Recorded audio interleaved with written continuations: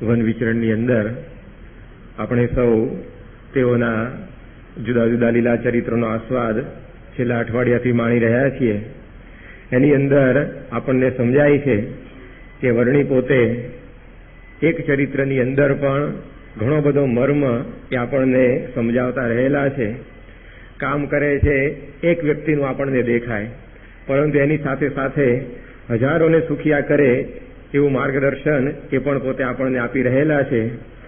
ગઈકાલે જેમ આપણે વાત કરી એમ કાઠમંડુના રણબહાદુર સહાનું દર્દ એ નીલકંઠ વર્ણીએ પોતે મટાડ્યું, પરંતુ એની સાથે સાથે આપણા સૌને પણ જીવન કેવી રીતે જીવવું જોઈએ એની દ્રષ્ટિ એમણે આપી કે ભગવાનને કરતા હરતા માનીને ભગવાનની ઈચ્છા પ્રમાણે આપણે જો રાજી રહેતા શીખી જઈએ તો આ જીવનની અંદર આપણને શાંતિ શાંતિ વર્ત્યા કરે.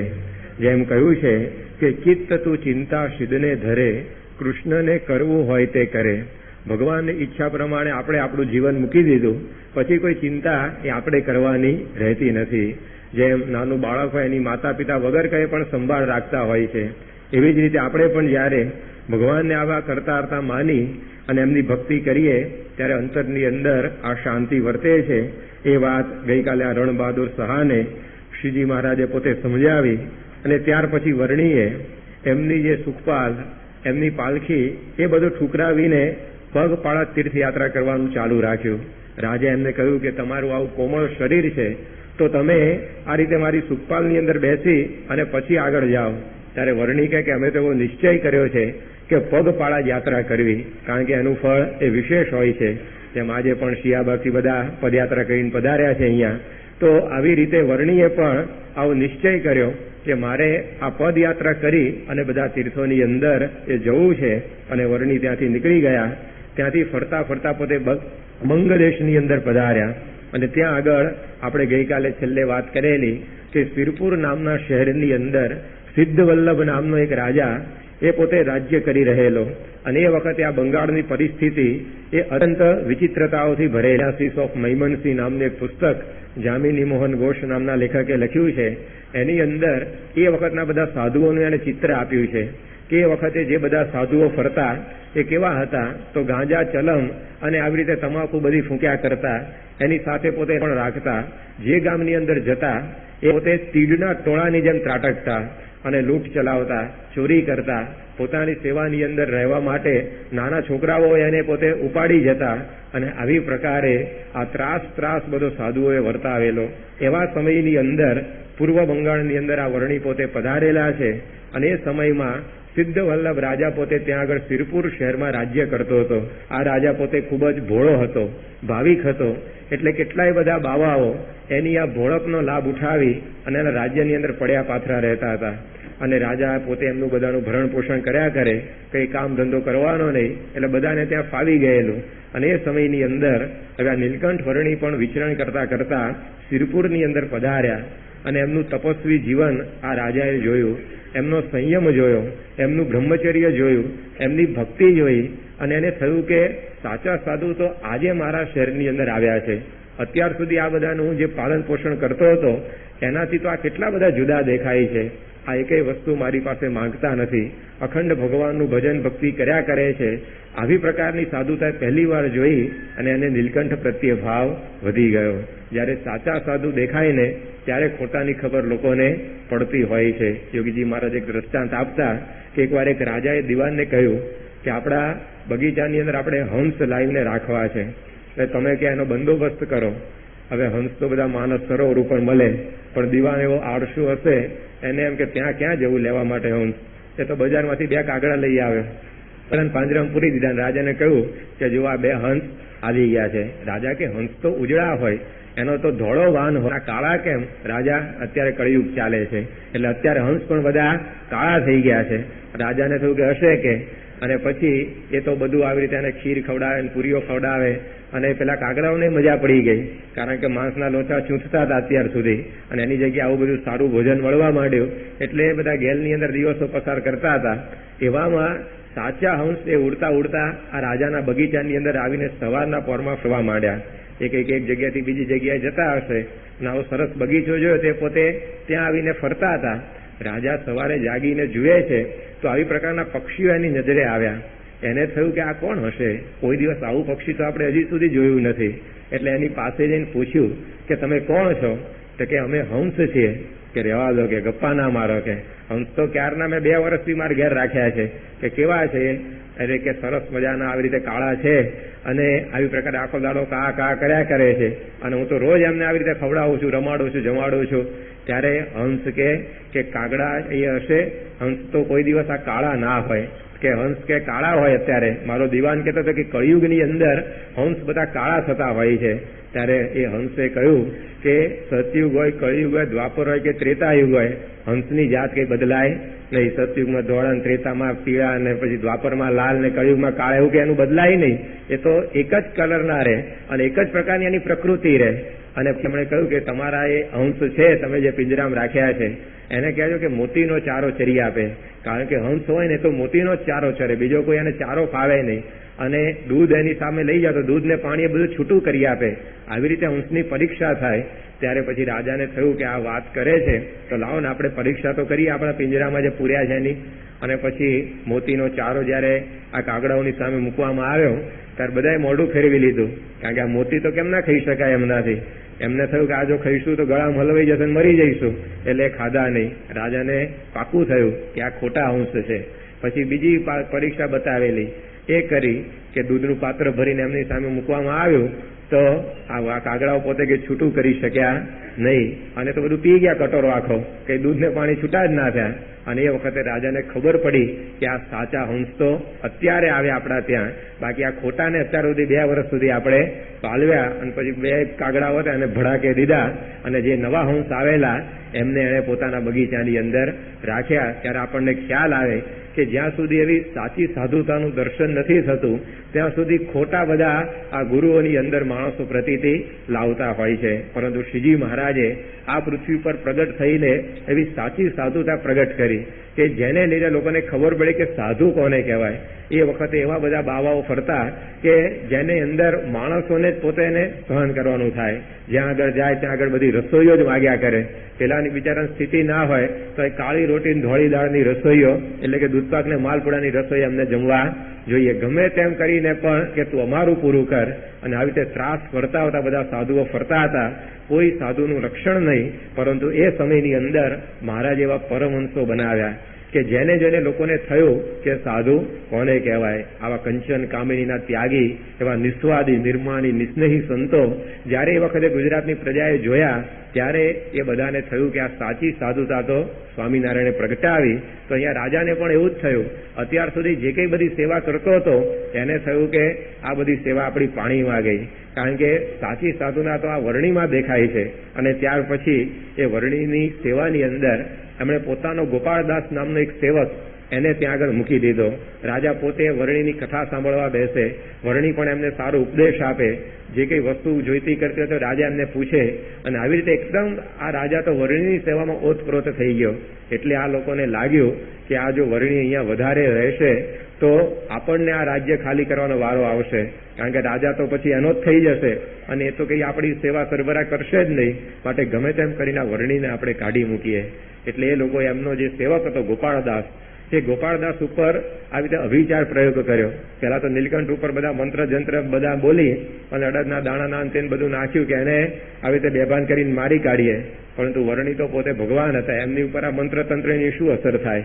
એટલે પછી એમનો જે સેવક, એ સેવકની ઉપર આ પ્રયોગ કર્યો. અને એ જે સેવક હતા ગોપાળદાસ, એની ઉપર જયારે આ મંત્રેલા અડદ પડ્યા ત્યારે એ તો બિચારો મૂર્છિત થઈ ગયો અને બેભાન જેવો થઈ અને જમીન ઉપર ઢળી પડ્યો. રાજાના માણસો એ બધાએ જયારે આ જોયું ત્યારે બધા દોડીને ત્યાં આગળ આવી ગયા. અને પછી જે બાવાઓ હતા એમના રાજ્યમાં રહેતા એ બધાને રાજાએ વિનંતી કરી કે તમે આને ગમે તેમ કરીને બેઠો કરો. ત્યારે બાવાઓએ કે તમે પેલો વર્ણી છે એને રાખો છો તમારા મહેલની અંદર, તો એને કોઈ બેઠો કરશે. કે બાવાઓને એમ કે આ વર્ણી કેમ ના બેઠા કરી શકવાના, કારણ કે આપણે જેને આવી રીતે મૂઠ મારીને બેભાન કરી નાખ્યો હોય એ આ વર્ણીથી કેમ ન ઉભો થવાનો છે. આપણે તો મંત્ર તંત્રના જાણકાર છીએ. એટલે પછી વરણીને ત્યાં આગળ બોલાવ્યા રાજાએ અને વાત કરી કે આ ગોપાળદાસ ઉપર કંઈક આવો અભિચાર પ્રયોગ કોકે કર્યો છે, તો તમે એને મહેરબાની કરીને બેઠો કરી દો.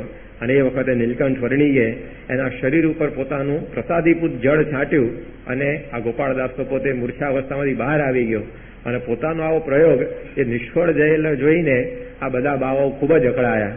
એ લોકોને થયું કે આપણા પણ આ બધા મંત્ર જંત્રના પ્રયોગો આ વર્ણી આગળ ચાલતા નથી, એટલે વધારે પોતે ક્રોધે ભરાયા અને વધારે આ વર્ણીનો પરાભવ કરવાનો પ્રયત્ન કરવા લાગ્યા. પરંતુ આ ભગવાનની આગળ એ લોકોનું કશું ઉપજ્યું નહીં.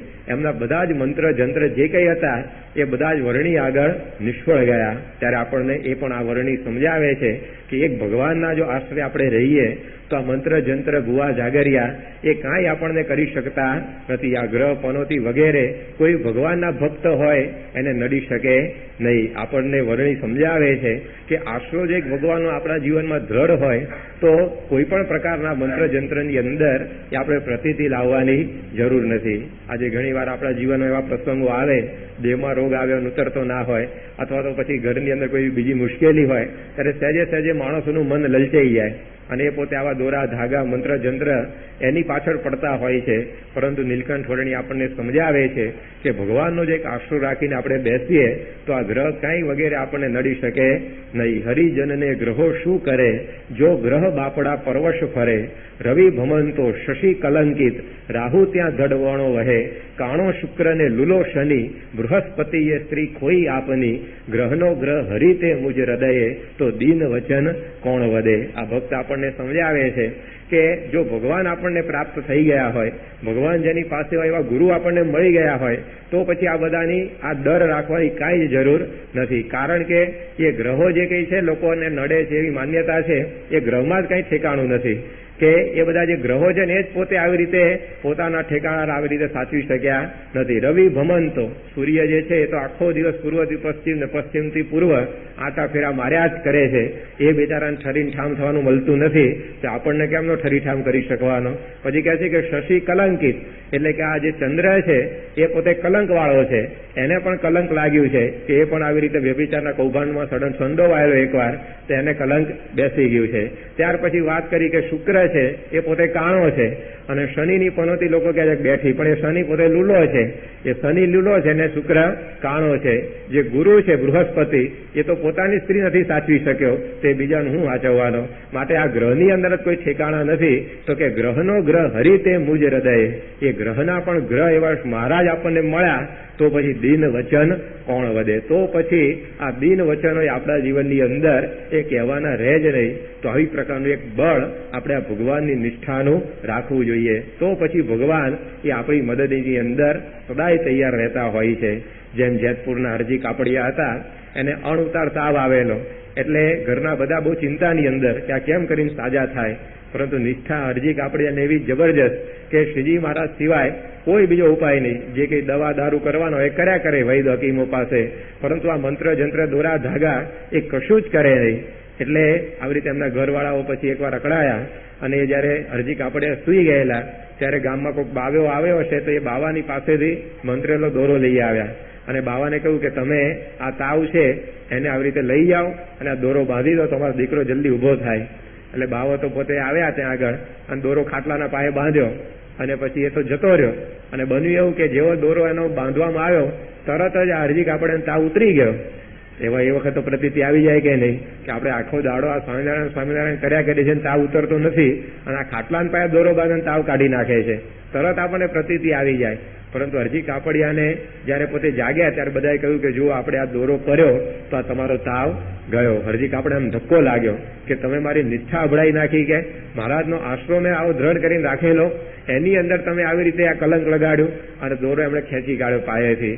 અને કહ્યું કે કઈ જગ્યાએ બાવો ગયો, કે એ તો કે આ બાજુ ઉત્તરાધિ કોટ જતો હતો, તરત પાછળ દોડ્યા હરજી કાપડિયા અને પકડી પાડ્યો બાવાને સીમની અંદર અને એને કહ્યું કે લે તારો આ દોરો પાછો અને મારો તાવ તું મને પાછો આપી દે. કે ઉતારે તાવ તો મારો સ્વામિનારાયણ આવીને ઉતારે, પણ તારો ઉતારેલો તાવ મારે જોઈએ નહીં. પાછો આવી રીતે દોરો આપી દીધો અને બન્યું શું, તાવ પાછો ચઢોય ખરો. હવે આ વખત તો પ્રતીતિ આવી જ જાય કે મહારાજ તો કાંઈ તાવ ઉતારવા નથી આવતા, આ બાવો તાવ ઉતારે ચઢાવે છે કે ભગવાન તો આ લાગે આપણને. પણ હરજી કાપડિયાની નિષ્ઠા ફરી નહીં.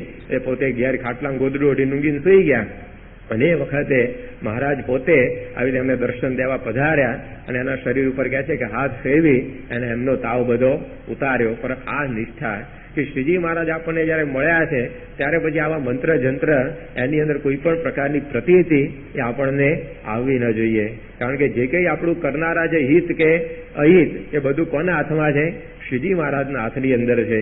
એ બધું સ્વામીના હાથમાં છે.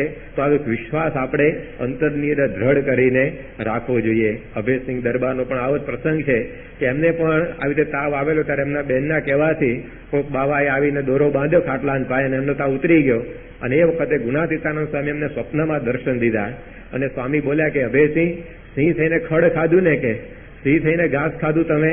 અભયસિંહને વિચાર થયો કે આ સ્વામી કેમ આવું બોલતા હશે? મેં કોઈ દિવસ નિયમ ધર્મમાં લોપ કર્યો નથી, બધા નિયમો વ્યવસ્થિત પાળું છું, મહારાજની નિષ્ઠા પણ મારે બરાબર છે, છતાં પણ આ ખડ ખાધું એવું સ્વામી કેમ મને 2-3 વાર કહી ગયા? પછી એ પોતે જાગ્યા અને જોયું તો દોરો જોયો એમના પાયે અને એમને ખબર પડી ગયા સ્વામી કેમ કહેતા હતા કે સિંહ થઈને ખડ ખાધું. તરત એમણે એ દોરો કાઢી નાખ્યો અને પાછો આપી દીધો. ત્યારે આવી પ્રકારની નિષ્ઠા કે ભગવાને જયારે આપણને આવા મળી ગયા ત્યારે પછી આ મંત્ર જંત્રની અંદર શું પ્રતીતિ રાખવી? કારણ કે એનાથી કંઈ કામ સરતા નથી. જો મંત્ર જંત્રથી બધા કામ થતા હોય તો શ્રીજી મહારાજે કહ્યું છે કે બધા રાજાઓ આવા 2 માંત્રિક તાંત્રિક જ રાખે, સૈન્ય રાખવાની જરૂર જ ના પડે.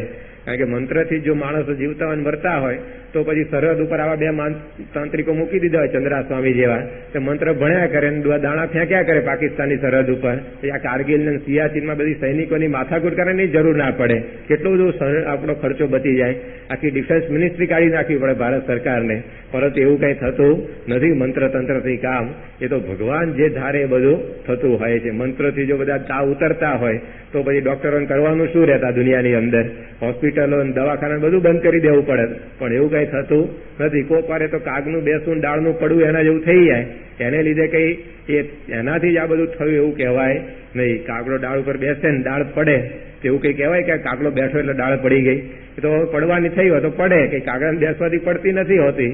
એમ આવા મંત્ર જંત્ર દોરા તાવીજથી કંઈ આ શરીર આપણા ચાલતા નથી. એ તો ભગવાન એનું ચલાવનારા છે. ત્યારે એવો વિશ્વાસ એ મહારાજ કે આપણે આપણા જીવનની અંદર રાખો. અહીંયા બાવો બધા ઘણા બધા પ્રયોગો કરે છે, પરંતુ જો આ ભગવાનને કશું થતું નથી તો એના આશ્રય જો આપણે બેસીએ તો આપણને પણ એનાથી એ પોતે રક્ષા કરે. જેમ ગઢડાના ખીમા સુથાર હતા, એને આવી નિષ્ઠા શ્રીજી મહારાજની. તો એકવાર એ પોતે ભાવનગરથી વહાણમાં બેસી અને સુરત વેપાર માટે જઈ રહેલા. હવે કોણ જાણે એના એ જ વહાણની અંદર એક ભૂવો પણ આવી મુસાફરી કરતો હતો અને ભૂવાએ આવો તિલક ચાંદલાવાળો સત્સંગી જોયો અને એનો ગુસ્સો એકદમ આવી રીતે ઉછળી આવ્યો. એને થયું કે આ ટીલવાએ જ આપણું બધું બગાડ્યું છે. આપણા પેટ ઉપર પાટા મારનારા કોણ છે? આ સ્વામિનારાયણ. એ કોઈને માનતા નથી, આ ભૂવા જાગર્યા વગેરે. આજે કે આ ખરો લાગમાં આવ્યો છે. એને હવે આવી રીતે એવા મારા મંત્રના તંત્રમાં ફસાવું, અહીંયાથી કૂદી નો છો કે દરિયામાં પડીને ભાગવાનો છે. એટલે પાસે આવીને વાત કરી કે ચાલ કે આ તારી કંઠી કાઢી નાખ અને આ મારો દોરો બાંધી લે. પેલો કે ભાઈ આ ગળાની અંદર કંઠી સિવાય બીજું કંઈ પોસાય એવું છે નહીં. પેલો કે જો આ મંત્ર આડત જોયા, હવે 2 મૂઠ મારીશ ને ઊંધો પડી જઈશ, કે તારો બધો ધંધો પાણી જે કહે છે બધું ખેદાન મેદાન થઈ જશે, બીરા છોકરા રખડી પડશે. અને આ બધો ડારો દીધો. પણ આ ખીમો સુતારતો સ્વામિનારાયણ માળા ફેરવતા બેસ્યા ત્યાં આગળ. એમણે કઈ આવી રીતે જવાબ આપ્યા નહીં, કોઈ બીજો ઉશ્કેરાટે વ્યક્ત કર્યો નહીં. અને એને જોઈને આને વધારે ગુસ્સો આવ્યો. અને પછી તો પોતાની પાસે જે કંઈ બસે રડદ લઈને આવેલો એ બધા આવી રીતે ઓમ રીમ ફ્રીમ કરીને ફેંકવા માંડ્યા આની ઉપર મંત્રો બોલીને. પરંતુ આ ખીમા સુતાર તો શાંતિથી મહારાજનું ભજન કર્યા કરે. અને એમ કરતા કરતા આખો દરિયાનો માર્ગ પૂરો થયો અને સુરત બંદર દેખાયું. તો આને કંઈ થયું નહીં. આના અડદ બધા ખાલી થઈ ગયા, આખી થેલી ખાલી થઈ ગઈ. પરંતુ આ ખીમા સુથાર ટસના મસ્ત થયા નહીં. અને પછી જયારે સુરત ઉતરવાનો સમય થયો ત્યારે આજુબાજુ જે બધા અડદ વેરાયેલા ખીમા સુથારની આસપાસ એ બધા એણે ભેગા કરીને એની પોટલી બાંધી.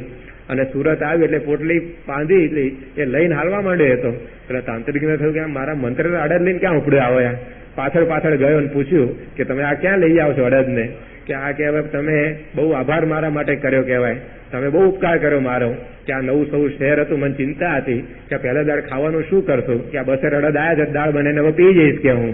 પેલાને આશ્ચર્ય થયું કે મારા એક મુઠ્ઠીની અંદર માણસો બધા પડી જાય, મૂર્છિત થઈ જાય. અને આ બસેર અડદ નાખ્યા તો કઈ થયું નહીં, દાળ બને ખાઈ જવાની વાતો કરે છે આ તો. કેવી નિષ્ઠા અને એના ભગવાને દ્રઢ કરાવી છે.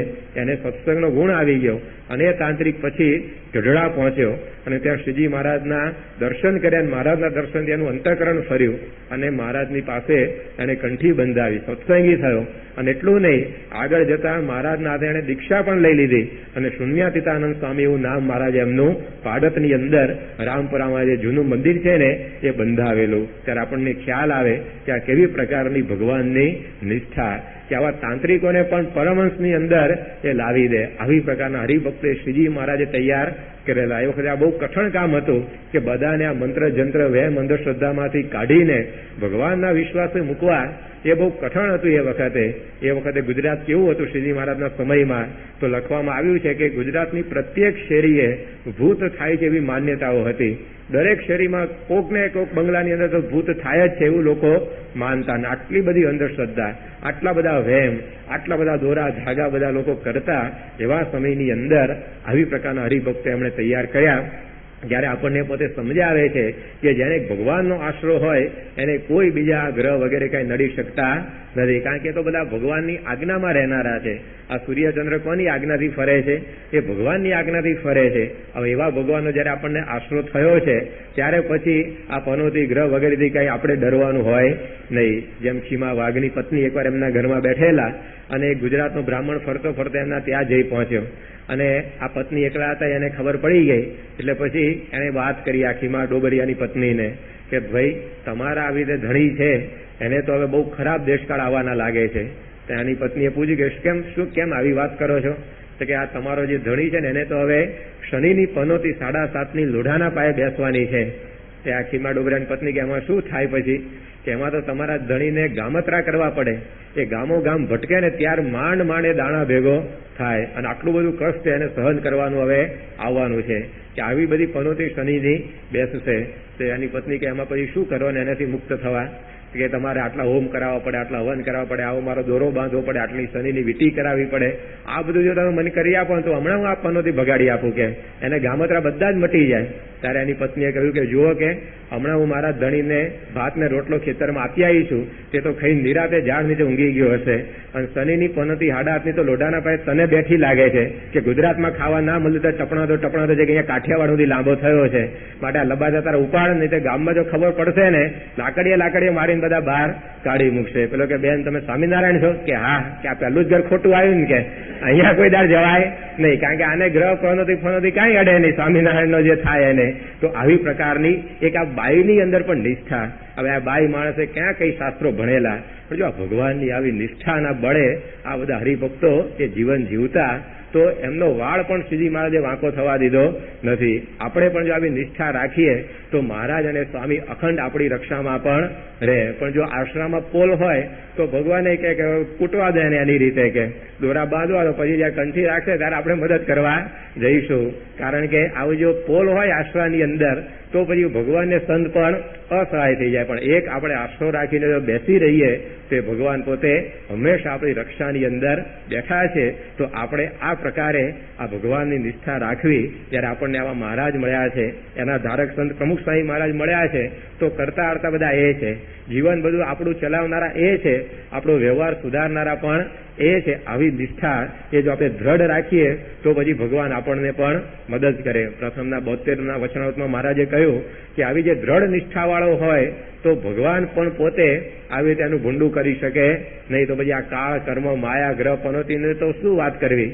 ભગવાન પણ પોતે એનું ભૂંડું કરી શકતા નથી તો પછી બીજા તો શું એનું કરી શકે?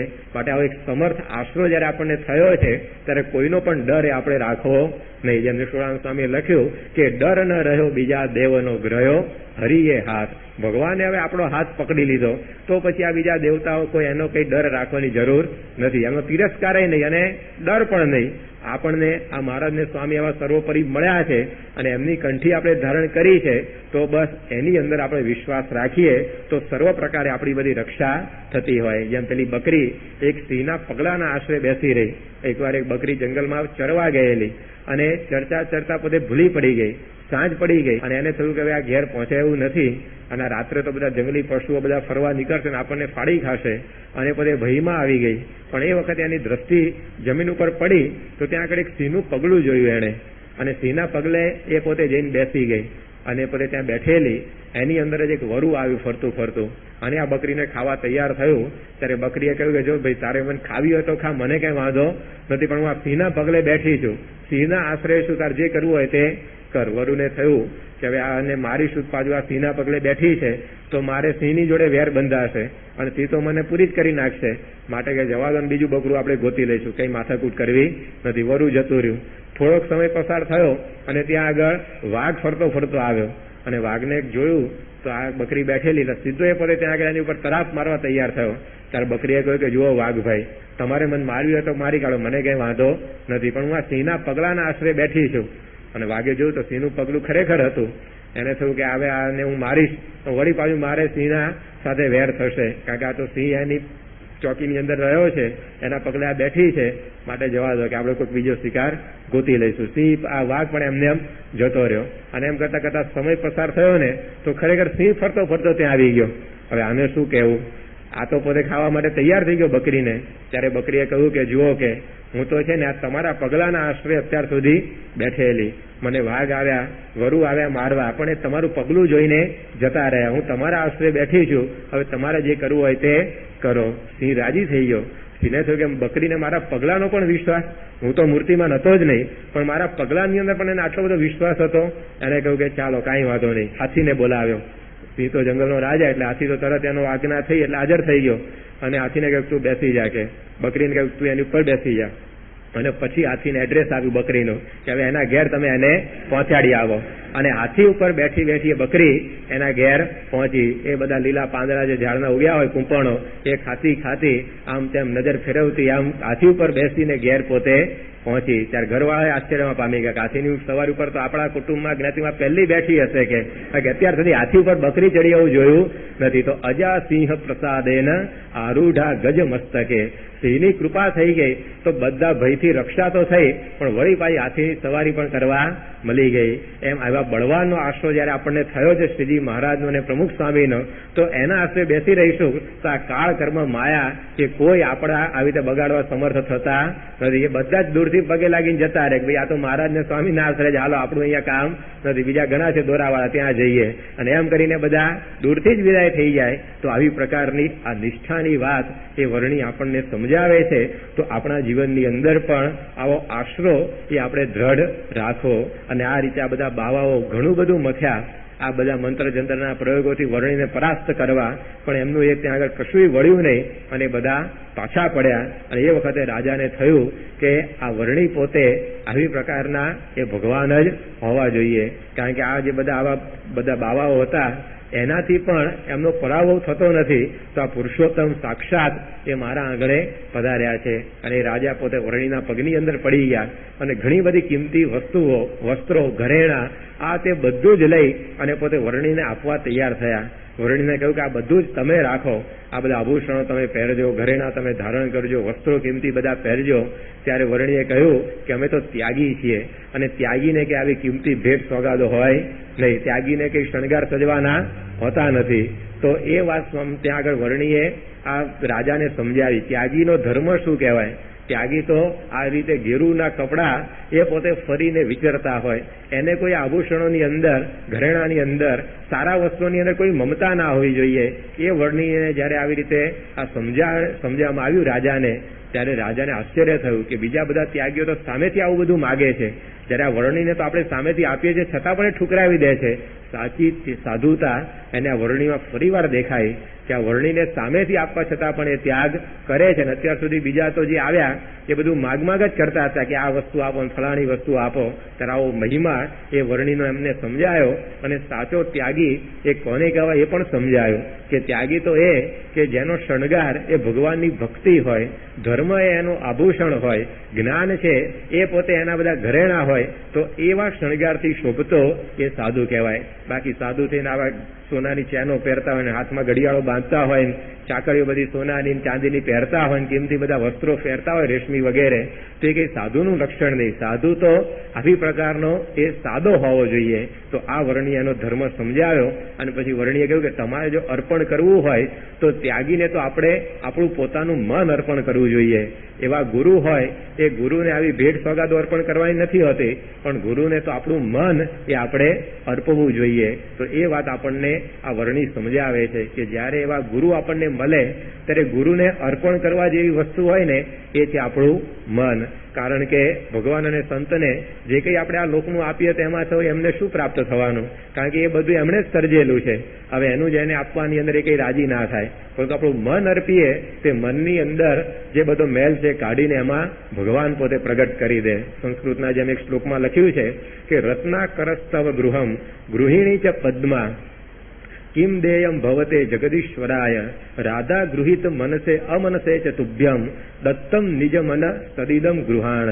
ભગવાન આ ભક્ત વિનંતી કરે છે કે ભગવાન હું તમને શું આપું? કારણ કે તમારું ઘર કયું છે? સમુદ્ર, રત્નોથી ભરેલો સમુદ્ર એ તો તમારું ઘર છે. કારણ કે વિષ્ણુ ભગવાન એ શેષ નારાયણ ઉપર જે પડેલા છે તો એ રત્નોથી ભરેલા સમુદ્રના અંદર તો તમે રહો છો.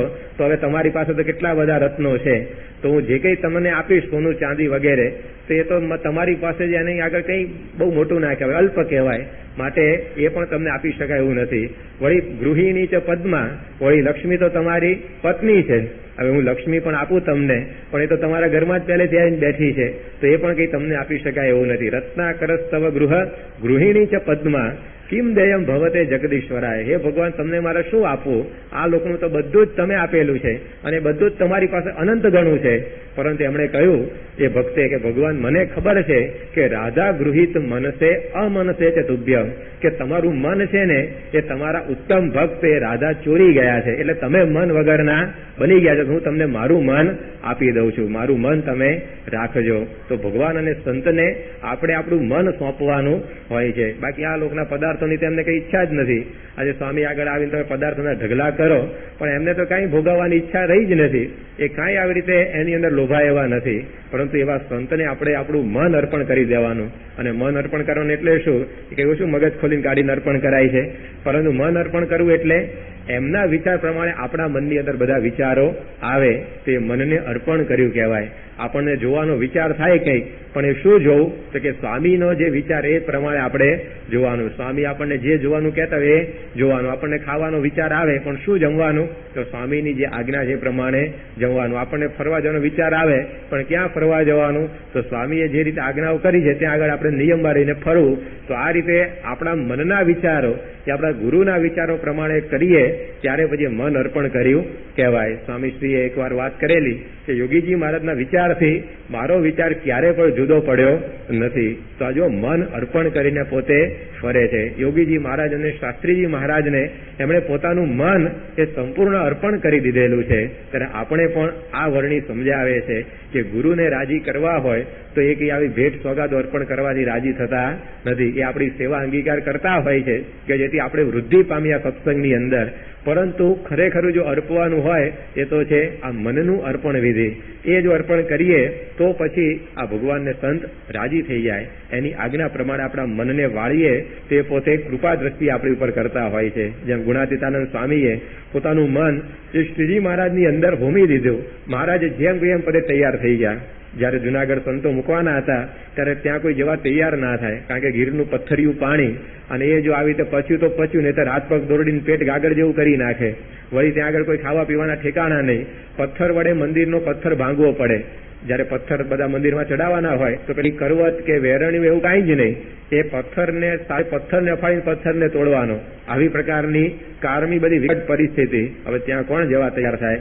પણ તે વખતે ગુણાતીતાનંદ સ્વામી એ પોતે ઉભા થયા કે મહારાજ તમારી જો આજ્ઞા હોય તો અમે જઈએ. જો આ મન અર્પણ કરી દીધેલું કે જેમ આવી રીતે મહારાજ કેમ આપણે રહેવું છે. ભગતજી મહારાજે કેવું મન ગુણાતીતાનંદ સ્વામીને અર્પણ કરી દીધું. તો જેમ ભગતજીનો આવી રીતે દેહ ક્યારે વળ્યો? ગુણાતીતની જેમ જીભ વળે એમ ભગતજીનો દેહ વળે. સ્વામી ક્યાંક આમ કરે એટલે ભગતજી તૈયાર થઈ જાય. સ્વામી કે આ કરો એટલે ભગતજી એમાં રહ્યા કોઈ નહીં. જે પ્રમાણે સ્વામીએ કહ્યું એ પ્રમાણે એમણે કર્યું. કૂતરા ખસેડ્યા, પછી વાળંદની ક્રિયા કરી, દરજીની ક્રિયા કરી, હવેલીના ગિરનારને દોડી એટલી બધી ગઈ કે સ્વામી ઠાલજી એમ સ્વામીને આખી સભાની અંદર બેઠ બધી પણ નહીં પડવું કોઈ સ્વામી આવી આગળ દઈને સંશય ગિરનાર સભા તો એવું અમારા કર્યું છે. પોતાના શાસ્ત્રી 40 તમે શાસ્ત્રને કહેવું નથી પડ્યું કે જોગી આગળજી આવી આપણે નહીં આપણને નહીં આવો કરી છે પૂજા કરવાનું આપણું સભા સગાવાળાને કર્યું કહેવાય. ભગવાનને ભલે સંભળે તો એમના પાસે એનું તો ક્યાં પણ જણાવવા કરી આપણે આ છે તો 3-4 ચરાવવાના રૂપિયા તો કોઈ આપતું નથી આ જમાનામાં. અને એમાં શેઠ 3 રૂપિયા આપે છે તો શું કરવાનું આ લેવા? એટલે એને તો વાત કબૂલ રાખી. અને આ બાજુ શેઠ પોતે રાત્રે ડેલો ખુલ્લો રાખી ત્યાં આમ ખાલી આંગળીઓ માર્યો, તાળું બાળું કઈ મારી એટલે આમ ધક્કો વાગે કોઈ ખોલી શકે. અને આ રીતે બધી વ્યવસ્થા કરીને સુઈ ગયા. અને રાત્રે 10 વાગે પેલો આવ્યો અને જે ભેંસ હતી ફળિયાની અંદર બાંધેલી એને છોડીને તો લઈ ગયો ચરાવવા માટે. અને આ બાજુ સવારે 4 વાગે શેઠાણી ડોબું ધોવા ઉભા થયા અને ફળિયામાં જોયું તો ખીલો ખાલી મળે, ઢોર તો ત્યાં હતું જ નહીં. એટલે આફડા ફાફડા પાછા અંદર ગયા. શેઠને ઉઠાડે કે હું આવી રીતે સુઈ રહ્યા છો કે આપણી ક્યાં ભેંસ કોઈક ચોરી ગયું? શેઠ કે કેમ નહીં લઈ જાય કે ડેલો બરાબર આવે તો બંધો દઈને બંધ કરેલો કે જાય એવું હતું જ નહીં. અરે કે છાનામાં ઉભા પડ્યા વાતો કરતા અને લઈ ગયા ત્યાં આગળ. જોયું તો ઢોર તો હતું જ નહીં. શેઠે ખરો પાછો કર્યો ત્યાં આગળ, કારણ કે આ ભેંસ આપણે આખા પંથકમાં આવી નથી નહીં, તું વાત કરતી હતી અને જતી રહી કે બહુ ખોટું થયું. પણ હવે કે એક કામ કરીએ કે હવે જો એ પાછી આવે તો તું માનતી નથી. શેઠાણીએ વિચાર કર્યો કે આ ચોર લઈ જાય કે પાછી બાંધવા તો લઈ ના જાય, એ તો લઈ કાયમ લઈ જ જવાનો છે ને, હવે ક્યાં પાછી આવવાની? માનતા માનો ના જવાનું છે. એટલે એને કહ્યું સારું ત્યારે કઈ વાંધો નહીં, આવે તો આપણે આપી દઈશું મંદિરમાં. અને પછી એ તો ઉદાસ ત્યારે બધા ઘરકામની અંદર પરોવાઈ ગયા. પછી બધું ઘરનું કામ પૂરું થયું એટલે કપડાં ધોવા માટે એ ગામની ભાગોળે તળાવ હતું ત્યાં આગળ જવા નીકળ્યા. અને આ બાજુ ઘર ખાલી પડ્યું એટલે પેલો ભરવાડ આવીને વળી પાછો ખીલે ઢોર બાંધી ગયો. કપડાં ધોઈને શેઠાણી ઘેર આવ્યા અને જોયું તો ભેંસ તો આમ કૂણું ઘાસ ચરતી હતી એમના ઘરની અંદર. અને રાજી થઈ ગયા અને એમણે જઈને શેઠને બોલાવીને સમાચાર આપ્યા કે એટલે કે આપણી ભેંસ આવી ગઈ છે ઘરની અંદર પાછી. શેઠ પોતે દોડતા ઘેર આવ્યા, સીધી સાંકળ ખેંચી ખીલામાંથી અને કહ્યું કે હલો કે હું ત્યારે ગઢડા જઈ આવું કે આપણે માનતા માનેલી ને કે આ ભેંસ આવે પાછી તો ગઢડા આપવી, એટલે હું આપવા જાઉં છું. ત્યારે શેઠાણી કે પણ 11 વાગ્યા છે, હવે ગઢડા તમે હલતા જાઓ તો ખાવા ભેગા ક્યારે થશે? માટે કલાકની વાર છે 12 વાગવામાં, તો હું તમને રસોઈ બનાવી આપું, તમે જમી કરીને શાંતિ જાઓ એટલે કઈ ચિંતા નહીં.